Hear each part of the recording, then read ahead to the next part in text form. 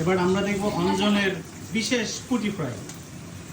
As usual আমি সেভাবে সেরকম ড্রেস। আচ্ছা আচ্ছা। এবং আমার পুঁটি ভাজা চলছে, সেই সাইজগুলি কিন্তু স্ট্যান্ডার্ড সাইজ,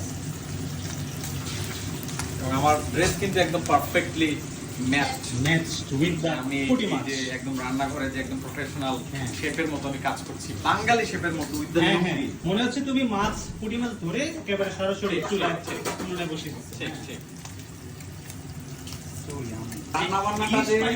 রান্নাবান্নাটা যে শুধু মেয়েরাই বা মহিলারাই পারে তা না, এটা যে কোনো পুরুষও এটা সাধন করতে পারে এবং করতে পারে।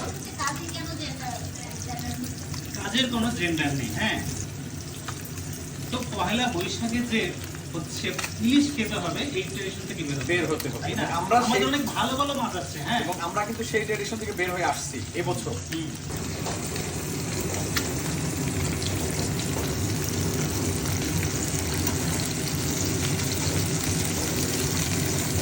তো পুটিতে কি দিলা? তেল আর হচ্ছে মরিচ দাও না হালকা? গুঁড়া মরিচ? না, গুঁড়ামরিচ এখানে হবে না, এখানে কাঁচা মরিচ দেওয়া যায় একটু।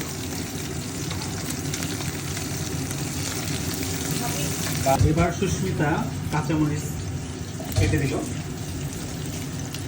একটু স্লো হিটে যাবে, তাহলে পুরিটা পুড়ে যাবে উপর দিয়ে, কিন্তু ভিতরে কাঁচা থেকে যাবে। এর জন্য আমরা স্লো হিটে যাচ্ছি, লাইক দিস। ওকে, আমরা মনে হয় একদম শেষ প্রান্তে চলে এসেছি পুঁটি মাছ ভাজার, এবং কালার দেখলে বোঝা যাচ্ছে it's deep brown already. So আমরা মনে হয় it's really ready to just serve. আমরা এক এক পিস পিস করে নামাবো, এবং অলরেডি দেখা যাচ্ছে তেলের একটা ইয়ে হয়ে গেছে। সব তেল যে আমি দিয়েছি তা না, এটা কিন্তু পুঁটিরও একটা তেল বের হয়েছে। সো আই হোপ এটা খুবই ইন্টারেস্টিং হবে খেতে, এবং খুবই সুস্বাদু হবে অবভিয়াসলি। কারণ আমার পুঁটি মাছ ভাজার এবং খাওয়ার বেশ অভিজ্ঞতা আছে, সেই অভিজ্ঞতা থেকেই বলছি। সেটা বেশ বুঝে দেখা যাচ্ছে।